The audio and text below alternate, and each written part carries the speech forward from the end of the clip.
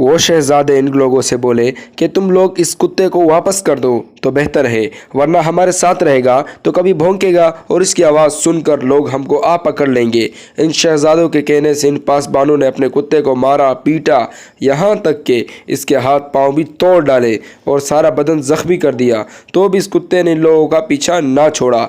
आखिर वो कुत्ता भी इन लोगों के साथ रह गया और अल्लाह ताला ने इसको कुव्वत और गोराई सिखाई। तो कुत्ते ने कहा, ए यारो, मुझे मत मारो, तुम जिसके बंदे हो मैं भी इसका फर्माबरदार हूँ, और तुम जिसकी याद को जाते हो मैं भी इसकी याद को चाहता हूँ, लिहाजा मुझको भी तुम अपने हमरा ले चलो। तमाम रात चलते चलते जब सुबह नमूदार हुई तो एक पहाड़ के अंदर खूह में जा घुसे और बोले, यहाँ ज़रा आराम लेना चाहिए, रात की मान दूर हो जाए। आखिर वो ठहर गए और आराम करने लगे, और उसी आराम के रात में थे कि नींद का गलबा हुआ और वो सो गए। जैसा कि अल्लाह रब्बुल इज़्ज़त ने कुरान में फरमाया, जब जा बैठे वो जवान इस खूह में, फिर वो बोले, ए रब, दे हमको अपने पास मोहर और बना दे हमारे काम। बस पर्दा डाल दिया हमने ऊपर इनके कानों के, यानी सुला दिया हमने इनको बीच गार के कई बरस गिनती के। फिर उठाया हमने इनको कि वो मालूम करें कि हम दो फ़र्क़ों में से किसी ने याद रखी जन्नत मुद्दत वो सोए रहे थे, यानी इनको अंदाज़ा लगा लेना चाहिए और देख लेना चाहिए कि वो कितनी मुद्दत तक गार में सोए पड़े रहे।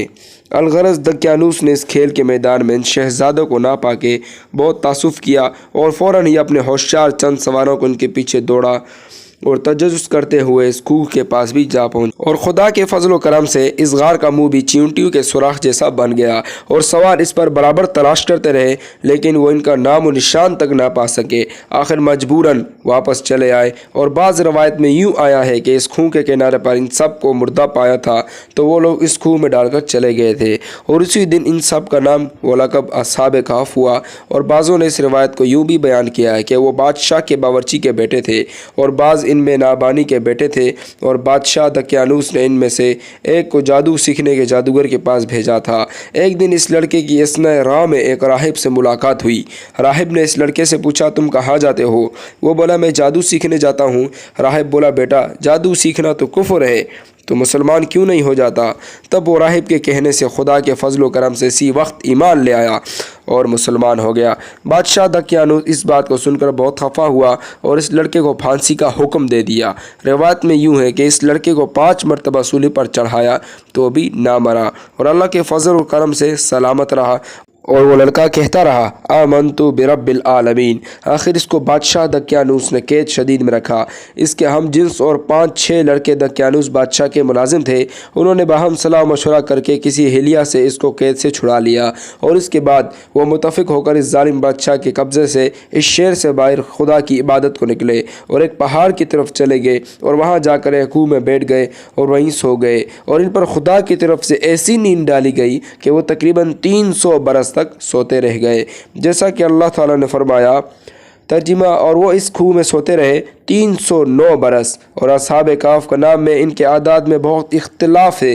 ये सब के सब अहले रोम थे और इनके गार भी अर्ज़ रोम में है। बाज़ कहते हैं कि हज़रत ईसा अलैहिस्सलाम के दीन में थे, और कामूस में लिखा है कि इब्न कनबिया रहमतुल्लाह अलैह ने रिवायत की है कि अस्हाब कहफ़ का दीन और मज़हब अल्लाह ताला को मालूम है। फ़कत वो लोग सिर्फ़ तौहीद पर कायम थे और किसी नबी की शरीयत के साथ मुंसलिक नहीं हुए, मगर जिसने इनकी ख़बर पाई मुतअद्दिद हुए और इनके पास मकान और ज़ियारत बना दिया, वो नसारी थे और नाम इनके ये है। और अल्लाह रब्बुल इज़्ज़त ने कुरान में फरमाया, अलबत्ता कहेंगे वो 3 है, चौथा इनका कुत्ता है, और ये भी कहेंगे कि वो 5 है, छठा इनका कुत्ता है, बग़ैर देखे निशानी के पत्थर चलाना, और ये भी कहेंगे कि वो 7 हैं और 8वां इनका कुत्ता है।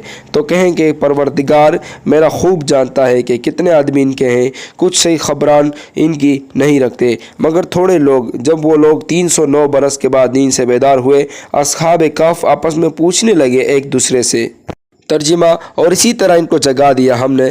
फिर वो आपस में पूछने लगे, एक बोला इनमें से कि कितनी देर सोते रहे हैं तुम लोग? वो बोले, हम सोते रहे 1 दिन या इससे भी कम। फिर कहने लगे कि तुम्हारा रब बेहतर जानने वाला है, और जितनी देर तुमने लोग इस गार में रहे, अब तुम भेजो अपने में से एक को, और ये अपना रुपया लेकर शहर को जाए और वहाँ से कोई खाना पाकीज़ा लेकर आए, और नहायत होशियारी से जाए और अपना भेद भी किसी को ना बताए और ना अपनी रहाइश की खबर किसी को बताए।